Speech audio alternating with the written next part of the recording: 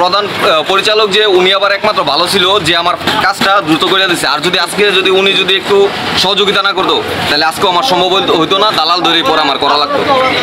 এতটুকুই আমার বক্তব্য। এখন সংবাদ 24 অনলাইন চ্যানেল বিশ্বজুড়ে মানুষের কথা বলে। আসসালামু আলাইকুম, আপনারা দেখছেন এখন সংবাদ 24, সাথে আছি আমি অহনা বর্ষা। আমি আসছিলাম বৃহস্পতিবারে, আমার দু একটা ডকুমেন্ট ভুল ছিল, তো আমি ওগুলো ঠিক করে নিয়ে আসছি। আমার ঘুরাইতে আজকে পর্যন্ত আমি আসছি, আমার ব্যাংকের চালানের নামে ভুল ছিল, যাক ওটা আমি ঠিক করে নিয়ে আসলাম।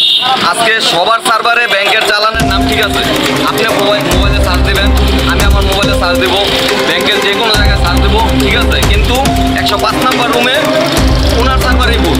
তারপর আমি প্রধান কার্যালয়ের অফিসে গেলাম, উনি আমার বললো ঠিক আছে তুমি আরেকটা রুমে যাও, যদি তোমার ওই রুমও ভুল দেখায় তাহলে ভুল। তো উনি লেখা দিছে 208-এ গেলাম, তো ওনার সার্ভার আবার ঠিক আছে, উনি আবার এখন করে দিচ্ছে। কিন্তু 105 নাম্বার রুমের যে লোকটা মানে উনি বুঝাইতে চাইছে যে এখানে আমার আবার বলছে লাঞ্চের পরে আসতে, মানে লাঞ্চের পরে আসতে কি জন্য আসে, যেহেতু সার্ভারে ভুল, তার মানে কি এটার মানে কি ঘুষ, আমার ঘুষ দিতেই হবে। 7 দিন ধরে আমার এই ফাইলটা ঘুরাইছে। আর যারা দালাল নিয়ে আছে তাদের কিচ্ছু লাগে না, তেমন কিচ্ছু লাগে না, জাস্ট নিজের এনআইডি নিয়ে আছে, বাপমার এনআইডি নিয়ে আছে, কারেন্ট বিল নিয়ে আছে।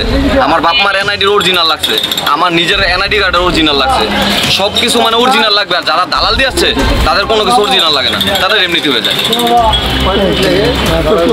মানে আপনার দালাল দিয়ে করলে তেমন সিরিয়ালও ধরা লাগে না, তাদের ফাইল অটোমেটিক ভিতরে ঢুকে যায়। মানে এটা এমআই হৃদয় এখন সংবাদ।